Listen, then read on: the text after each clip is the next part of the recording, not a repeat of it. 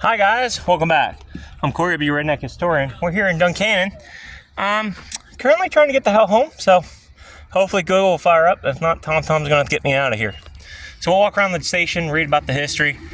So we just recently checked out the sled works en route home, and I seen this station. I figured we swing in and check it out.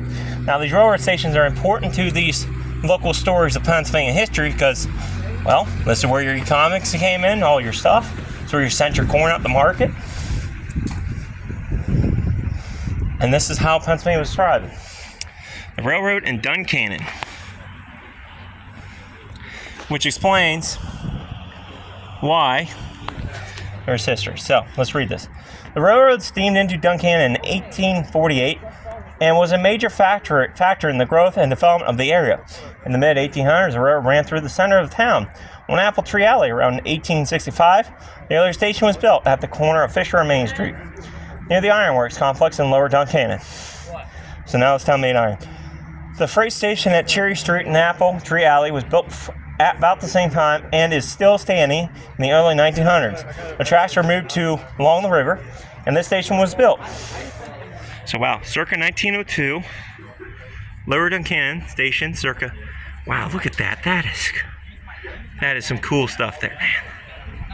So freight station circa 1865, and it looks like this might have been something over here too, because the way it looks might have been something Duncannon circa 1902 from the north. So that's cool. So now Clark's Ferry Bridge.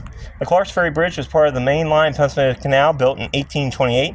Mole's Walkway on a Centerville walkway outside the structure and towed canal boats across the river. The dam below the bridge was known as Drain's Dam and created a calm service with the canal boats. The bridge put an end to the hand-pulled ferry that existed at this location for nearly 50 years. Seven different bridges have crossed the Susquehanna River at this location. While in Dauphin County, the bridge has always had a strong connection to Duncannon and contributed greatly to its growth in the mid-1800s. A covered bridge that stood in the distance was considered at the time to be the longest covered bridge in the world at 22,088 feet. So Winter Bridge spanning. So that's cool there. Here it is, 1888. So if y'all want to see something like this, we were on a bridge. So right there is where the bank was. We were on something like that. There's not a lot of them bridges left, which is cool as hell.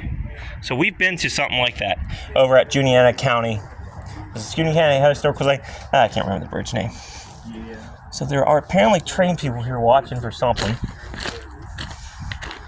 I'll not show you them. So here's the back of the station. I'll walk around to the other front here. Although it's a gorgeous damn view of the Susquehanna River.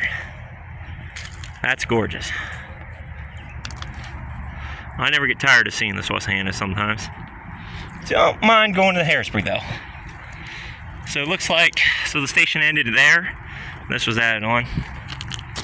Walk around 360. And as you can tell by the train spotters, these are still active tracks. We've only gotten lucky once on the station. So now I'm hoping I can find my cell phone to start working. Or, yeah. So I think the platform didn't end here. They did that. You can see it went here, and I think it continued through that wall to the other side. Because most of these stations had a wraparound porch. So unfortunately, the windows are shut because these is a business. It's Blue Ridge Communications. A very lovely office. Glad to see it being preserved. So, that is the Duncannon train station.